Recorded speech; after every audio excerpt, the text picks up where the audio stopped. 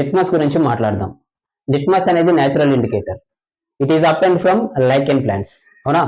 Litmus మనకి solution రూపంలోనే ఉంటుంది, పర్పుల్ కలర్ లో. లేదు, డైలీ లైఫ్ మన లాబొరేటరీలో గమనించాము అంటే లిట్మస్ పేపర్స్ అవైలబిలిటీలో ఉంటాయి. ఆ లిట్మస్ పేపర్స్ 2 కలర్స్ లో ఉంటాయి.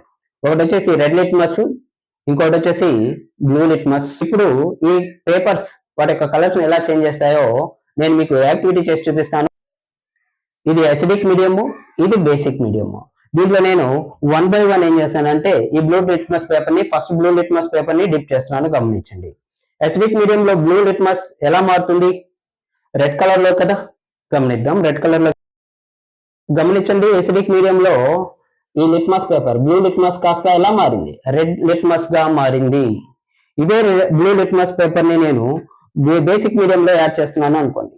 చూడండి, ఇది బేస్. ఈ బేసిక్ మీడియం లో డిప్ చేస్తున్నా.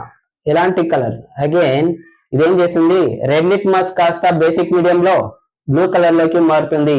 ఈ పేపర్ ని న్యూట్రల్ సొల్యూషన్ లో డిప్ చేశాను అనుకోండి. ఎలాంటి కలర్ చేంజెస్ అనేవి జరగదు. న్యూట్రల్ మీడియం లో ఎలాంటి కలర్ చేంజెస్ అనేది జరగదు. గమనించండి, ఇది రెడ్ లిట్మస్. ఈ రెడ్ లిట్మస్ ని నేను ఎసిడిక్ మీడియం లో డిప్ చేస్తున్నా. ఇది ఎసిడిక్ మీడియం డిప్ చేస్తున్నాను, గమనించండి. రెడ్ లిట్మస్ పేపర్ ఏమైనా కలర్ చేంజ్ అవుతుందా లేదా చెక్ చేయండి. రెడ్ లిట్మస్ ఎసిడిక్ మీడియం లో నో కలర్ చేంజ్, అలానే రెడ్ గానే ఉంది, గమనించండి. రెడ్ లిట్మస్ ని బేసిక్ మీడియం లో డిప్ చేస్తే చూసారా, బ్లూ కలర్ లోకి మారింది. రెడ్ లిట్మస్ కాస్త ఎలా మారింది? బ్లూ కలర్ లోకి మారింది. సో లిట్మస్ పేపర్స్ కూడా ఎలా యూజ్ అవుతాయి మనకి అంటే ఇండికేటర్స్. ఇవి వాటి యొక్క కలర్ చేంజెస్ ద్వారా ఆ సబ్స్టెన్స్ యాసిడా బేసా అనేది ఇండికేట్ చేస్తుంది.